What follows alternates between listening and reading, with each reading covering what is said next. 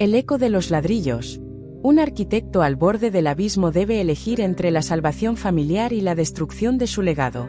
Secretos enterrados en viejos planos podrían reescribir el destino de un barrio entero. ¿Qué precio tiene la conciencia? Mateo reajustó el nudo de su única corbata, un testigo mudo del desgaste infligido por la incertidumbre, mientras su mirada se perdía en la fachada impávida del coloso de cristal y acero que se erguía ante él. Era el cuartel general de Constructora Rivas, la entidad corporativa cuya sombra expansionista engullía la ciudad, barrio a barrio, con metódica voracidad. Dentro le aguardaba una entrevista, un posible punto de inflexión que podría significar su redención financiera o la rúbrica definitiva de su prolongado fracaso. Meses de inactividad laboral habían erosionado sus menguantes reservas económicas, y la angustia por Valeria, su hermana menor, se intensificaba como una marea oscura. Su delicada condición médica demandaba un tratamiento oneroso, una desesperante carrera contra el tiempo que Mateo sentía estar perdiendo de forma inexorable. El gélido aire acondicionado del vestíbulo magnificaba el contraste con el bochorno exterior y con la frialdad que atenazaba sus entrañas. Cada rostro anónimo en tránsito parecía escrutar su atuendo ligeramente obsoleto, sus zapatos marcados por la insistencia del asfalto. La esperanza era apenas un filamento trémulo al que se aferraba con vehemencia, sintiendo la aplastante carga del mundo sobre sus hombros aún jóvenes, pero prematuramente fatigados por la incesante pugna por la supervivencia en una metrópoli indiferente. Sebastián Rivas lo acogió con una sonrisa protocolaria que no lograba disimular la frialdad analítica de sus ojos. El despacho, un santuario al poder y la opulencia, ostentaba mobiliario de diseño vanguardista, vistas panorámicas que empequeñecían la ciudad y un silencio denso que amplificaba la atmósfera cargada.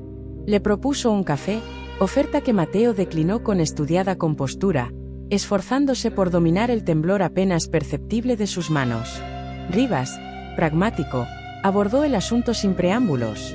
Le extendió la oferta para el puesto de arquitecto principal en un ambicioso proyecto de supuesta revitalización urbana en la Ribera, precisamente el enclave de sus raíces, el escenario de su infancia. La remuneración ofrecida era extraordinariamente generosa, más que suficiente para sufragar el tratamiento de Valeria y asegurar una estabilidad anhelada. Sin embargo, existía una cláusula ineludible, un detalle menor según la terminología de Rivas. La ejecución del proyecto requería la demolición integral del antiguo centro comunitario El Abrazo, custodio de sus memorias más entrañables.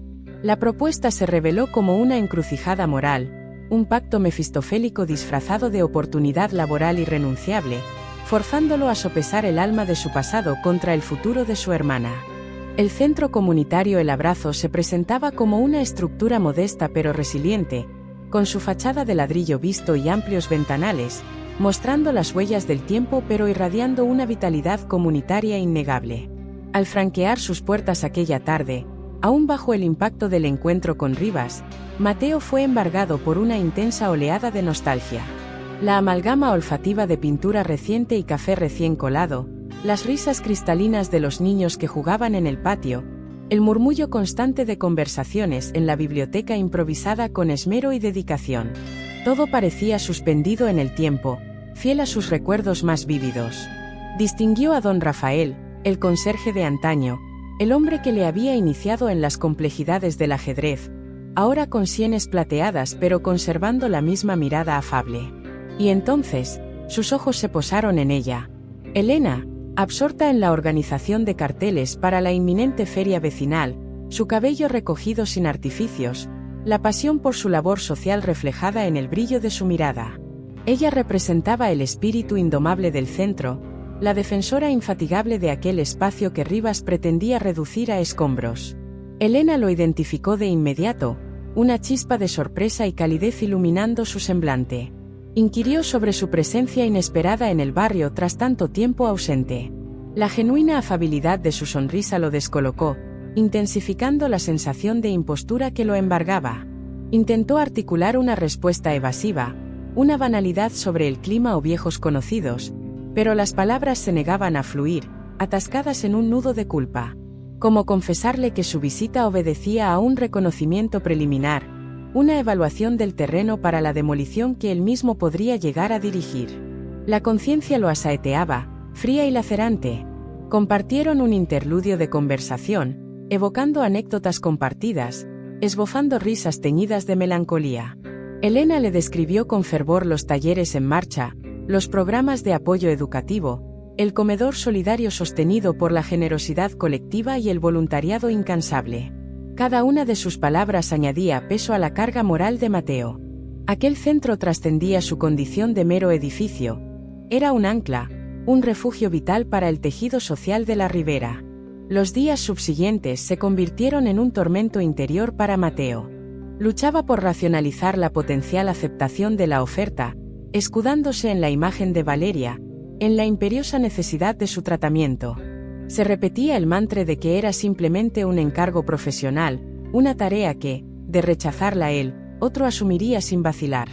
No obstante, al cerrar los ojos, las imágenes acudían implacables, el rostro de Elena marcado por la decepción, la mirada melancólica de don Rafael, las risas infantiles que pronto podrían extinguirse al perder su espacio vital. Impulsado por una creciente inquietud, comenzó a investigar el proyecto de Rivas con mayor profundidad, aplicando su pericia en arquitectura y normativas urbanísticas. Descubrió con alarma omisiones significativas en los planos oficiales respecto al impacto social, estudios de viabilidad con cifras manipuladas y vínculos cuestionables entre Rivas y ciertas figuras influyentes del ámbito municipal. El plan trascendía la mera construcción de viviendas de lujo, era una estrategia calculada de desplazamiento comunitario. Una tarde plomiza, mientras ordenaba documentos en la confinada atmósfera de su apartamento, dio con una caja cubierta por el polvo del olvido, un receptáculo de memorias paternas. Su padre, arquitecto como él, fallecido años atrás, había legado más que fotografías y correspondencia. Entre los papeles amarillentos, Mateo encontró planos antiguos y anotaciones detalladas concernientes a un proyecto de restauración del centro comunitario, una labor voluntaria emprendida por su progenitor décadas atrás. Algo en aquellos documentos capturó su atención, una críptica anotación sobre la estructura original protegida y una referencia a un expediente específico en los archivos municipales, posiblemente extraviado u olvidado. Una exigua llama de esperanza prendió en su ánimo. ¿Podría existir un fundamento legal, una protección olvidada capaz de blindar el edificio contra la piqueta? ¿Habría su padre, inadvertidamente, sembrado la semilla para detener a Rivas? La posibilidad era remota, una quimera casi, pero representaba el único resquicio de luz en la opresiva oscuridad de su dilema. Armado con una mezcla de esperanza y temor, Mateo decidió compartir sus hallazgos y sospechas con Elena, buscando no solo su conocimiento del entramado local sino también una absolución tácita. Inicialmente, la reacción de Elena fue de escepticismo teñido de una profunda herida al comprender la verdadera naturaleza de su regreso y su vínculo con Rivas. La atmósfera entre ellos se cargó de una tensión casi eléctrica. Le cuestionó directamente si su propósito era allanar el camino para la destrucción del centro. Mateo asumió la recriminación, exponiendo con dolorosa honestidad su encrucijada personal, la enfermedad de Valeria, la asfixiante presión económica.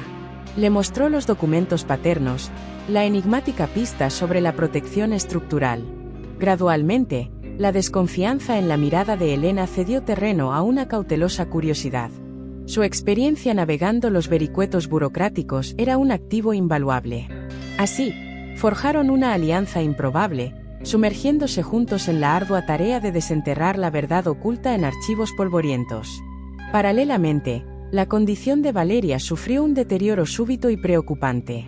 Una llamada intempestiva del hospital en plena noche sacudió los cimientos del mundo de Mateo.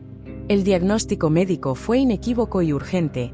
Era imperativo iniciar el nuevo protocolo de tratamiento sin más dilación, un procedimiento cuyo coste excedía con creces sus limitados recursos. La presión alcanzó niveles insostenibles. Rivas, quizás intuyendo la vacilación de Mateo o alertado por sus informantes, contactó nuevamente con él. Le propuso un generoso adelanto, enmascarado como un gesto de confianza, condicionado a la firma inmediata del contrato y a la agilización de los informes técnicos preliminares para la demolición. La oferta era una sirena tentadora, el dinero para salvar a Valeria al alcance de una firma. Solo requería claudicar, traicionar sus convicciones y el futuro de la Ribera. Contempló una fotografía de su hermana sonriente, luego los planos del centro extendidos sobre la mesa. El abismo moral se abría a sus pies, amenazando con devorarlo. Fue Elena, tras jornadas de incansable rastreo en los laberínticos archivos municipales, quien finalmente localizó el documento crucial. Oculta en un legajo olvidado, cubierto por el polvo de décadas, encontraron el acta fundacional de donación del terreno sobre el cual se erigía el centro. El texto, fechado a principios del siglo XX, establecía de manera inequívoca y perpetua que tanto el solar como cualquier construcción futura debían destinarse exclusivamente a fines sociales y comunitarios para los habitantes de la Ribera. Más revelador aún, el documento mencionaba que la fachada principal, diseñada por un célebre arquitecto de la época cuyo trabajo el padre de Mateo había estudiado, poseía una catalogación oficial como patrimonio arquitectónico de interés local. Dicha catalogación, convenientemente, había sido omitida o traspapelada en las sucesivas revisiones del planeamiento urbano. Poseían la evidencia irrefutable, el argumento legal definitivo para salvaguardar el abrazo de las garras de la especulación inmobiliaria. Mateo era plenamente consciente de los riesgos inherentes a un enfrentamiento directo con Sebastián Rivas. El constructor representaba una figura de poder considerable, con recursos y una falta de escrúpulos que lo hacían impredecible y peligroso. Concordaron en que la táctica más prudente y efectiva consistía en divulgar la información de manera estratégica, en un foro público donde Rivas careciera de control sobre la narrativa. La convocatoria de la audiencia pública municipal para debatir el proyecto de revitalización de la Ribera se presentó como la ocasión idónea.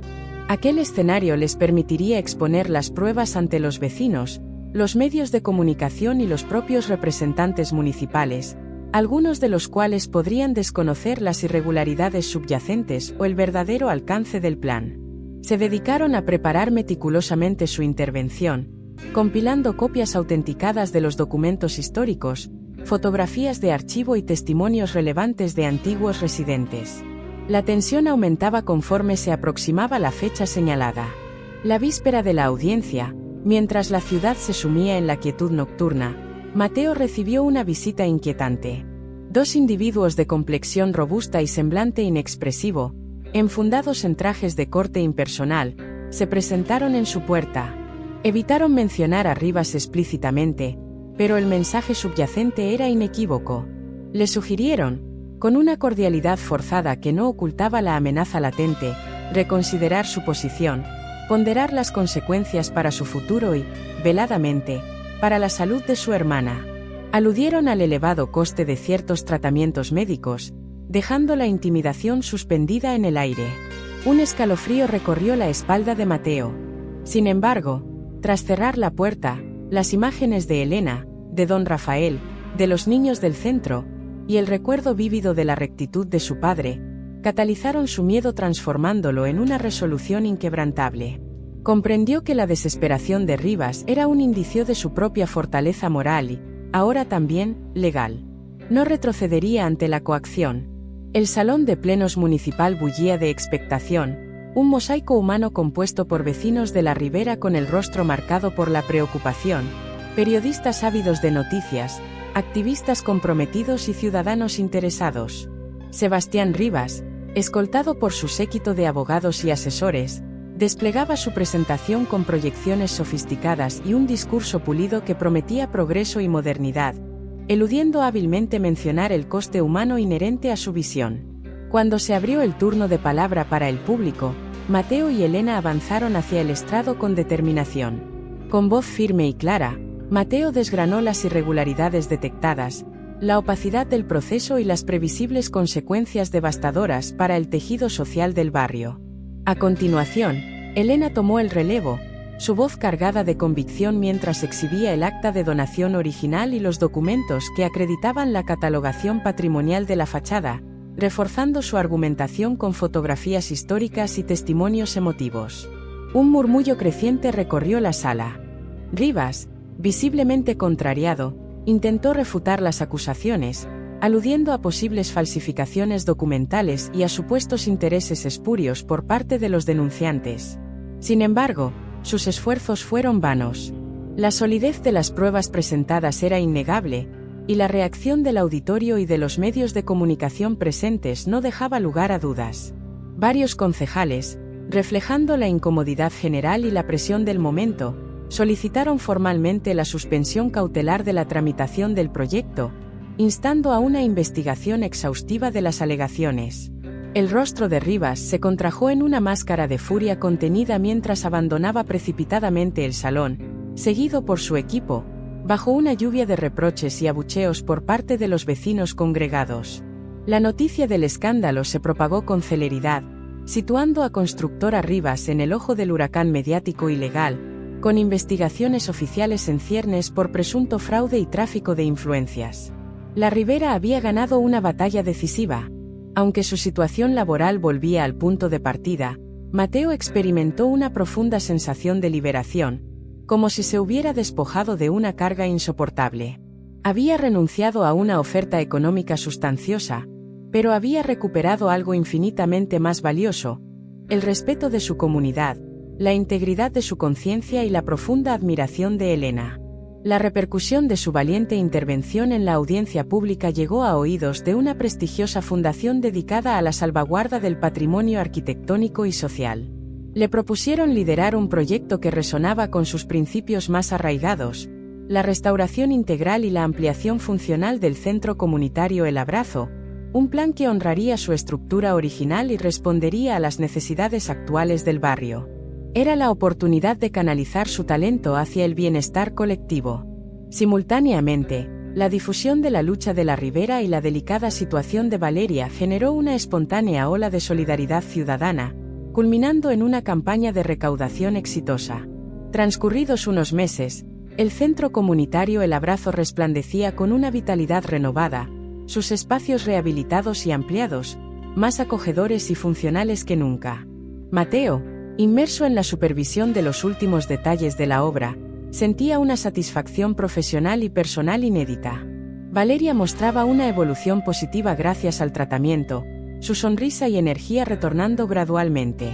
Don Rafael continuaba siendo una presencia constante, compartiendo sus relatos en un entorno dignificado. Elena, colaborando estrechamente con Mateo en el diseño de los nuevos programas comunitarios, compartía con él miradas cómplices que trascendían la mera camaradería profesional. Habían navegado juntos la tormenta y emergido fortalecidos. Al atardecer, mientras la luz dorada del sol poniente acariciaba los ladrillos restaurados del edificio, símbolo de resiliencia, Mateo experimentó una serenidad profunda. Había hallado su verdadero propósito, no en la cúspide de un rascacielos impersonal, sino allí, arraigado en el corazón de su barrio.